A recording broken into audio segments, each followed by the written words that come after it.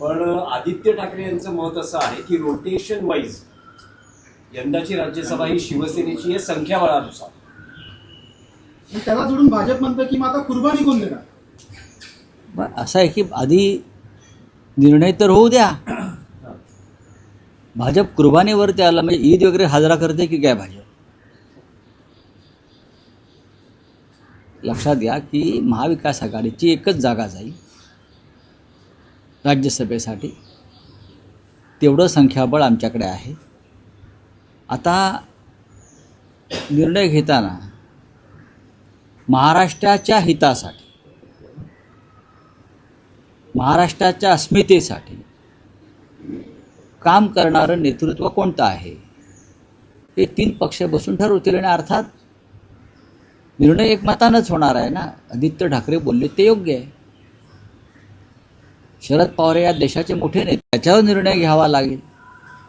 प्रत्येक पक्षाला वाटतं की आम्ही महाविकास आघाडीचे महत्त्वाचे घटक आहोत, आम्हाला संधी मिळावी, हे प्रत्येकाला वाटणं साहजिक आहे.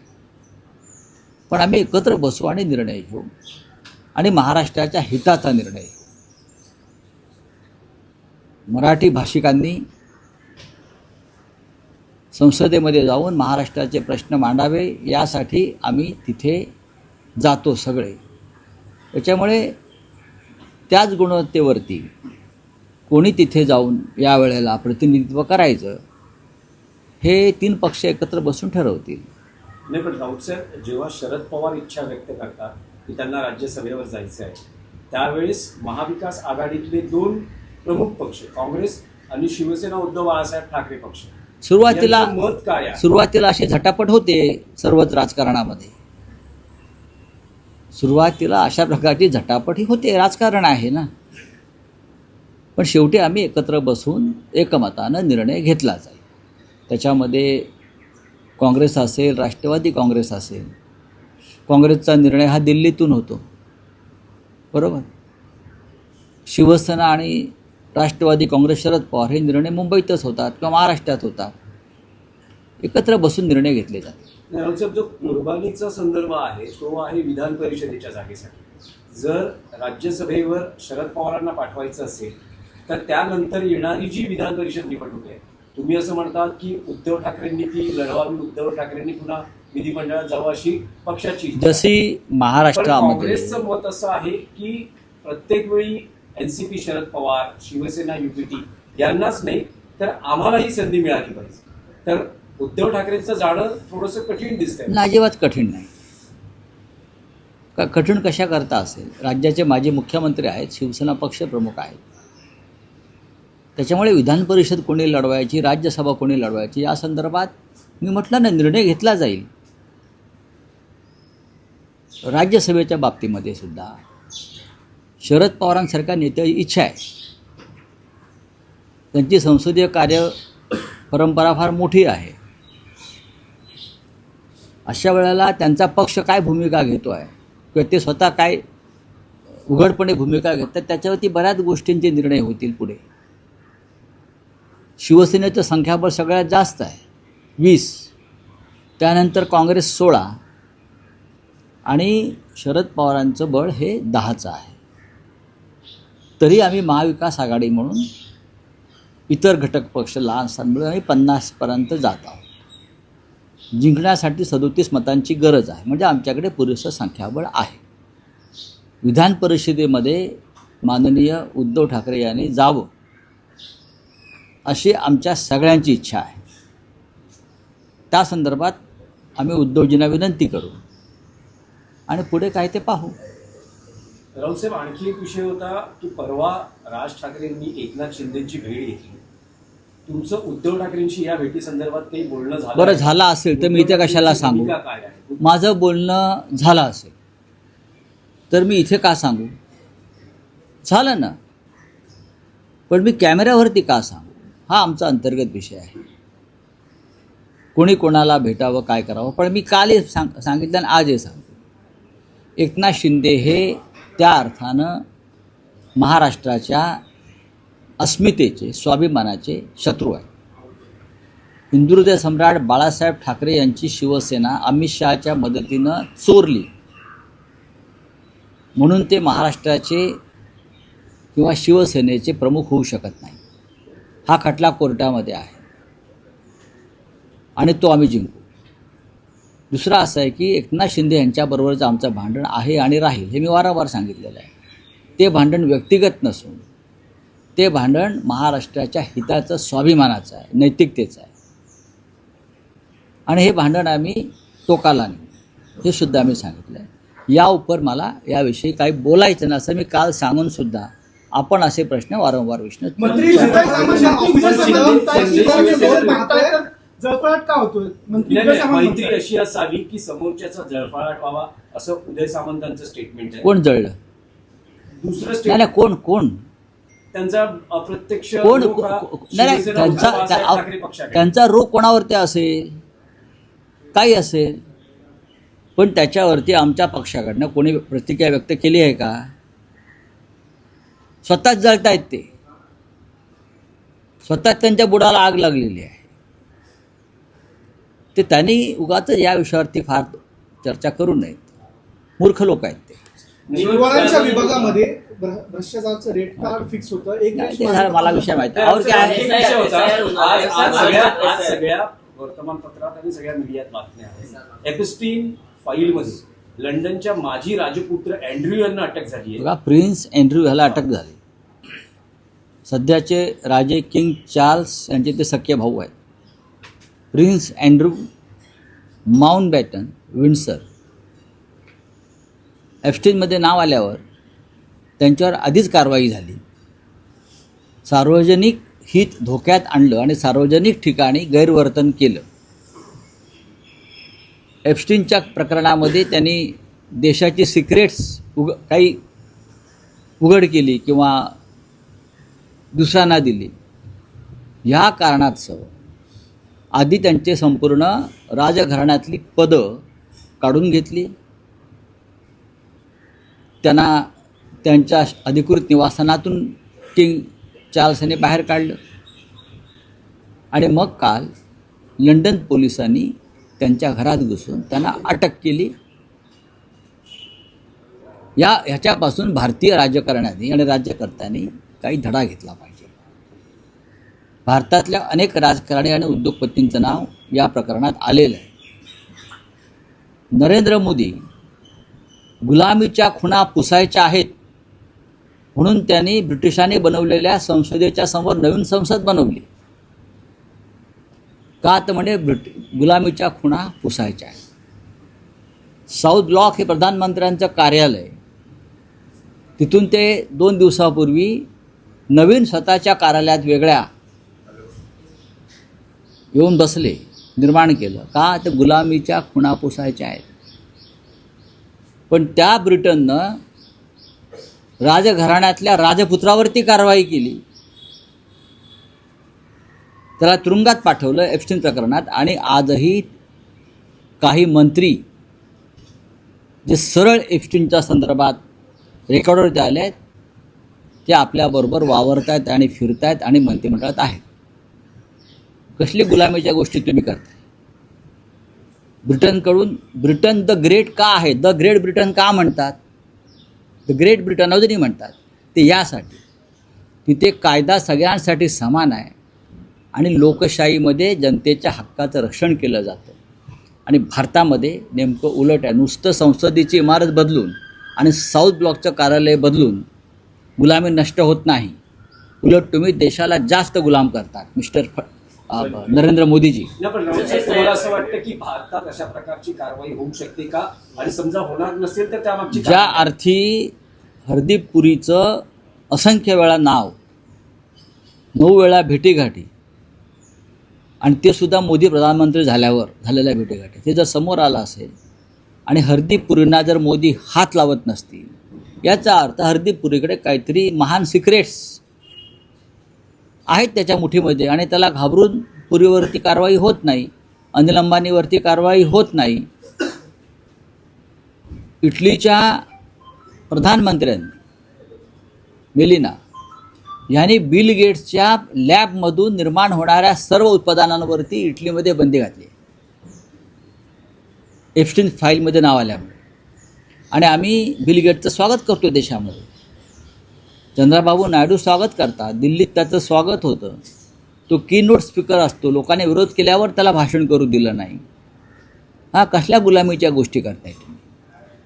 चला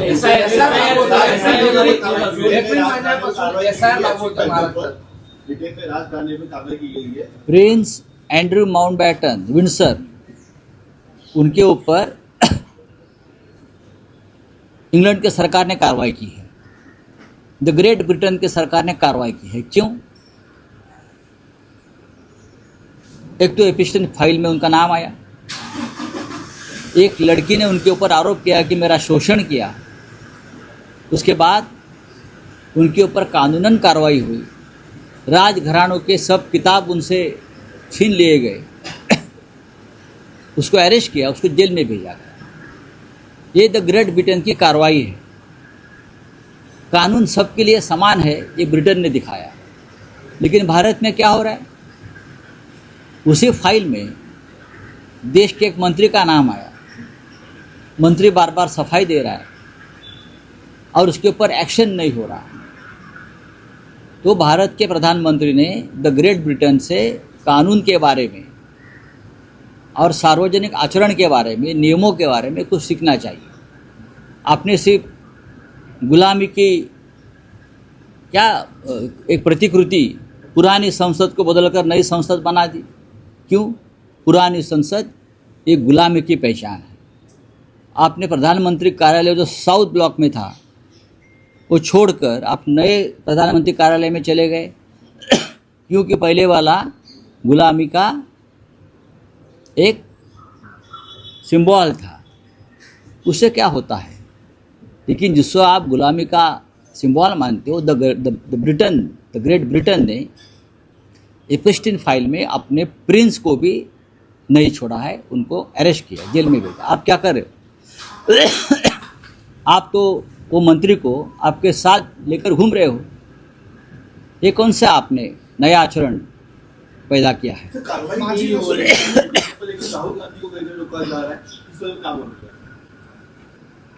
यही तो गुलामी है नहीं, और यही तो हुकुमशाही है, तानाशाही है.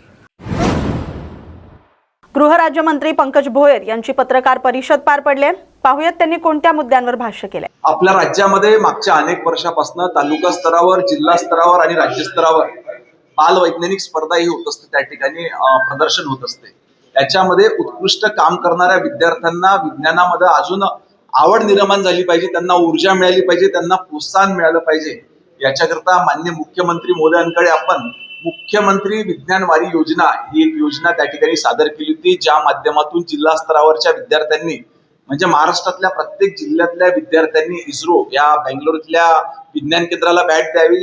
त्याच पद्धतीनं राज्यातले जे चांगले विद्यार्थी राहतील राज्य स्तरावरचे, त्यांना नासा अमेरिकेला ह्या विज्ञान केंद्राला भेट देण्याची योजना तयार करण्यात आली होती. या संदर्भात आपण वर्धा जिल्ह्यात याची सुरुवात केलेली आहे. मागच्या 16 तारखेला हे विद्यार्थी बेंगलोरला इस्रो ह्या विज्ञान केंद्राला भेट देऊन आले. आज ते या ठिकाणी परत येत आहेत, त्यांचं आपण स्वागत करणार आहेत. आणि भविष्यात देखील या पद्धतीनं विद्यार्थ्यांना विज्ञानामध्ये अजून रुची वाढविण्याकरिता त्यांना ऊर्जा प्रोत्साहन देण्याकरिता अशा पद्धतीची उपक्रम राबवण्यात येतील. भाऊ हे सांगा, 4 विद्यार्थी जे आहेत 4 किंवा 5 नासाला पाठवले जाणार आहे. नाविन्यपूर्ण मधून डिप्युटेशन तुम्ही या संदर्भामध्ये 50-57 लाख रुपये खर्च झाले आणि नासासाठी कोण पैसे देणार आहेत ते विद्यार्थी काय जाणार आहेत? तालुका स्तरावरचे आणि जिल्हा स्तरावरचे विद्यार्थी हे जिल्हा नियोजन समितीच्या माध्यमातून त्या ठिकाणी पाठविण्यात यावं. व राज्य स्तरावरचे जे 4-6 न पाठविता आमची मागणी आहे की जास्त विद्यार्थ्यांना त्या ठिकाणी संधी मिळावी. किमान 40 ते 50 विद्यार्थी हे राज्यस्तरीय योजनेतून त्या ठिकाणी नासाला जाणार आहेत. हो, राजकीय प्रश्न सुनेत्रा पवार यांना राष्ट्रवादीचे राष्ट्रीय अध्यक्ष करण्यासाठी आमदारांच्या सह्या घेण्यात आल्या. त्यात फक्त 35 सह्या आहेत, इतरांना अध्यक्ष नको का अशी शंका रोहित पवार यांनी उपस्थित केली. हा सर्वस्वी प्रश्न राष्ट्रवादी काँग्रेस पक्षामध्ये काम करणारे नेते पदाधिकारी यांचा आहे. त्याच्यामुळे ते सर्वजण राष्ट्रवादी काँग्रेस पक्षाचे नेते एकत्रित बसून निर्णय घेतात. प्रकारे आरोपीला अजूनपर्यंत अटक झाली नाही. आपण तिथले पालिक मंत्री आहेत, कारण की या संदर्भात अनेक दिवसापासून कारवाई सुरू, मात्र आरोपीला अजूनपर्यंत अटक झाली नाही.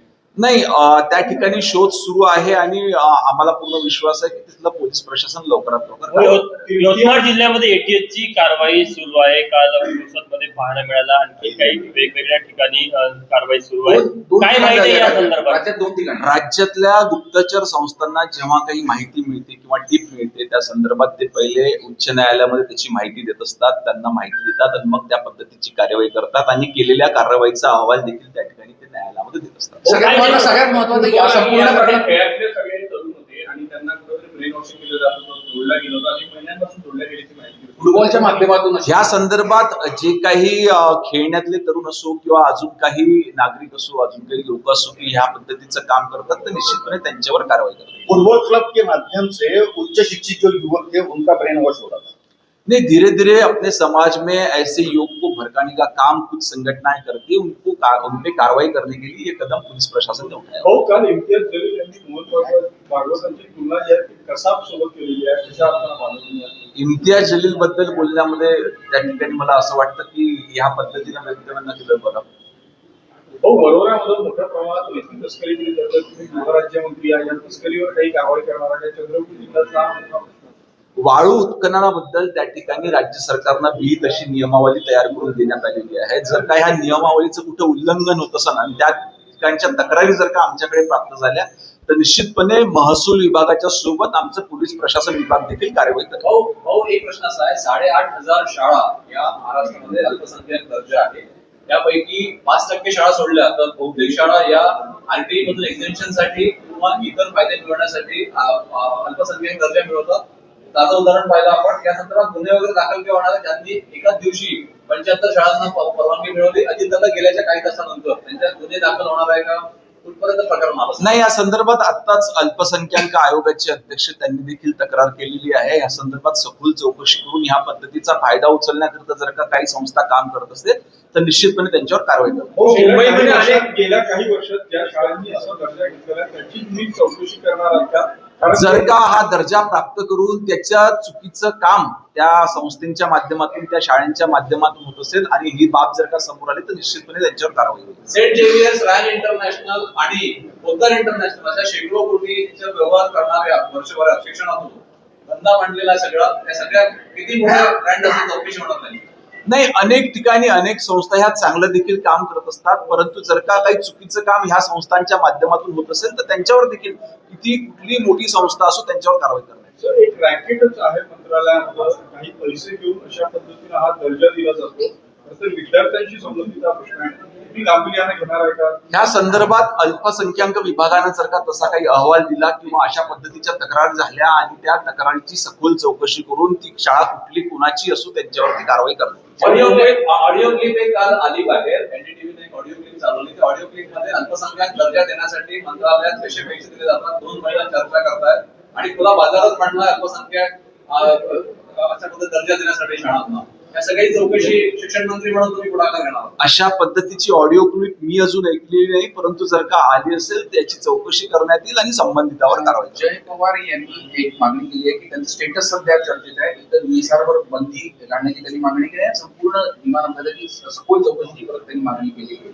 नाही, ज्या लोकभावनेतून ज्या ज्या मागण्या ह्या संदर्भात ह्या घटनेशी संबंधित झालेल्या आहेत त्याची ऑलरेडी चौकशी त्या ठिकाणी सुरू झालेली आहे. अल्पसंख्याक ऑडिओ क्लिपमध्ये तथ्य आढळल्यास कारवाई होईल असं गृहराज्यमंत्री योगेश कदम यांनी म्हटलंय. काय या संदर्भात जर का या ऑडिओ क्लिप मध्ये तथ्य असेल, जर का ह्याची शहानिशा केली जाईल, याची चौकशी केली जाईल आणि जे कोणी अधिकारी याच्यामध्ये सामील असतील नक्कीच त्यांच्यावरती कठोर कारवाई केली जाणार आहे. राज्याच्या मंत्रिमंडळामध्ये फेरबदल देखील होणार आहे आणि रवींद्र चव्हाण यांचा देखील पुढे मंत्रिमंडळात समावेश करण्यात येणार असं नाही, त्या बाबतीत मी काय बोलू शकत नाही. माननीय मुख्यमंत्री महोदयांचे ते अधिकार आहेत. माननीय मुख्यमंत्री महोदय या बाबतीत बोलू शकतील. शिवसेनेत देखील या संदर्भात काही फेरबदल होण्याची शक्यता? माननीय एकनाथ शिंदे साहेबांना मी संपूर्ण अधिकार दिलेला आहे. मंत्री कोणाला करावं, कोणाला ठेवावं, कोणाला काढावं, माननीय एकनाथ शिंदे साहेब जो आदेश देतील त्या आदेशाचं पालन होईल. धन्यवाद. थँक्यू. आमचा सुफडा साफ करायला निघालेल्यांचाच सुफडा साफ झालाय असा टोला पालकमंत्री जयकुमार गोरे यांनी लगावलाय. अखंड देशाचे आराध्य दैवत राजा शिवछत्रपतींची आज जयंती आहे आणि या जयंतीच्या उत्सवाच्या निमित्तानं देशभर ही जयंती साजरी होते.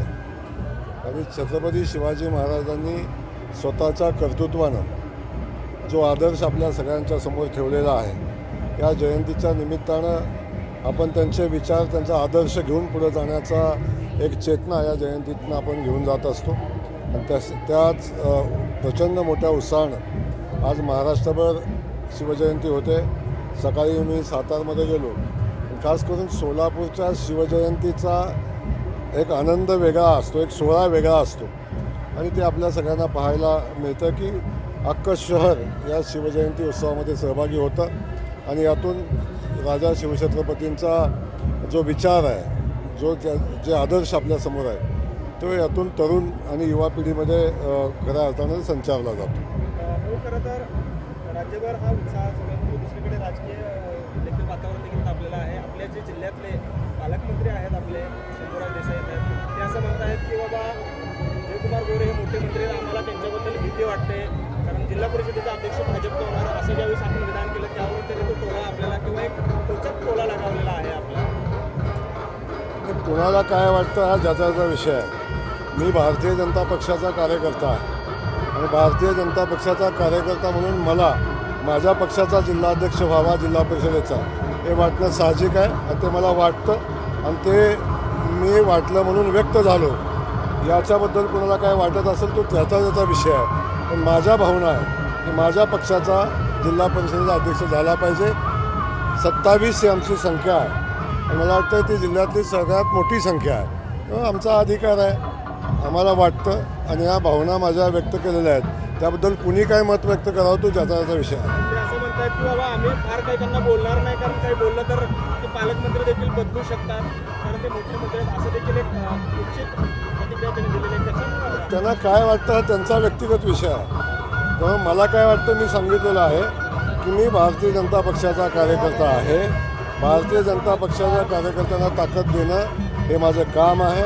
भारतीय जनता पक्षाच्या उभ्या राहिलेल्या निवडणुकीतल्या लोकांना मदत करणं, त्यांना पाठबळ देणं माझं कर्तव्य आहे आणि या कर्तव्याच्या भावनेतून मी काम करत असताना अनेक लोकांना चांगलं आणि वाईट वाटू शकतं, परंतु तो निवडणुकीचा भाग आहे.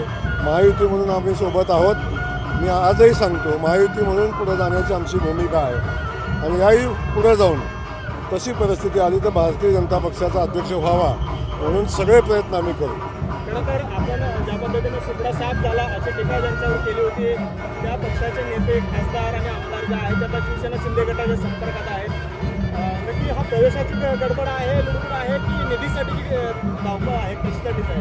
नाही, मुळात आमचा सुपडा साफ करायला चाललेल्या लोकांचा सुपडा साफ झालेला आहे. त्यामुळं आता ते सावली कुठंतरी शोधतायत आणि ती सावली शिंदे साहेबांच्या रूपानं मिळते का बघतायत, आणखीन कुणाच्या रूपानं मिळते का हे बघतील. पण अशी सावली कुठंही मिळणार नाही आणि जे त्यांच्या मनात आहे, जे त्यांना वाटतंय ते घडणारही नाही. भाऊ, छत्रपती शाहू महाराज असं म्हणतायत की शिवाजी महाराजांचा आदर्श टिपू सुलतानांनी घेतलेला असण्याची शक्यता आहे. त्यांनी तशा पद्धतीनं काम केलेलं आहे. एकंदरीत हर्षवर्धन सपकाळानंतर मी परत मला वाटतं मी छत्रपती शिवाजी महाराजांचा मावळा आहे, तर मला महाराजांचा इतिहास माहिती आहे, मला टिपू सुलतानाचा इतिहास माहिती नाही. भाऊ, जे सोलापूर जिल्हा परिषदेच्या अध्यक्षपदाचे देखील मोठे लगबग आहे, मोठी चुरस आहे. केव्हापर्यंत नाव डिक्लेअर होईल आणि काय एकंदरीत परिस्थिती आहे, कुठल्या तालुक्याकडे जाईल अध्यक्षपद? अजिबात सोलापूरच्या जिल्हा परिषदेच्या अध्यक्षपदाची चुरस नाही. भारतीय जनता पक्ष आमचा अनुशासित पक्ष आहे आणि भारतीय जनता पक्षाचं शीर्ष नेतृत्व जो निर्णय घेईल ते आमचे कार्यकर्ते शिरसंवाद मानून काम करतील. तेव्हा असा कुणाची शिफारस आजपर्यंत माझ्याजवळ पोचली नाही आमच्या श्रेष्ठींच्याकडे पोचलेली आहे. त्यामुळे भारतीय जनता पक्षाचे आमचे नेते आदरणीय देवेंद्र फडणवीस साहेब, आदरणीय रवींद्र चव्हाण साहेब जो निर्णय घेतील तो आमचा जिल्हा परिषदेचा अध्यक्ष असेल. 62 नगरसेवकांसाठी ज्या इच्छुकांनी अर्ज भरलेले आहेत, पक्ष कशा पद्धतीने न्याय दिले? हे बिलकुल भारतीय जनता पक्षाच्या कार्यकर्त्यांची संख्या खूप मोठी आहे. जवळजवळ माझ्या हिशोबानं तर 62,000 झाले असतील, पण किमान 500 लोक आमची भारतीय जनता पक्षाची इच्छुक आहेत. दुर्दैवानं सगळ्यांना न्याय द्यायची इच्छा आहे, पण दुर्दैवानं तो न्याय देणं शक्य नाही. 90 जागा आहेत आणि 9 जागामध्ये जास्तीत जास्त संघटनेच्या लोकांना आणि वेगवेगळ्या क्षेत्रातल्या लोकांना न्याय द्यायचा प्रयत्न आम्ही करू. आणि त्याची यादी आम्ही श्रेष्ठींच्याकडे पाठवलेली आहे. उद्या सकाळी ती यादी श्रेष्ठींच्याकडून येईल आणि आम्ही जाहीर करू. 5 वर्षासाठी स्वीकृत सदस्य राहतील का काही वर्ष? माझं तर मत आहे की 2.5 वर्षासाठी असावं. मी श्रेष्ठींच्या कानावर घातले, उद्या सकाळपर्यंत त्यांचा निर्णय येईल. यासोबतच राजकीय आढावामध्ये आता इथेच थांबतोय. अशाच महत्त्वाच्या बातम्यांसाठी पाहत राहा न्यूज मराठी 24/7. नवा भारत, नवा विचार.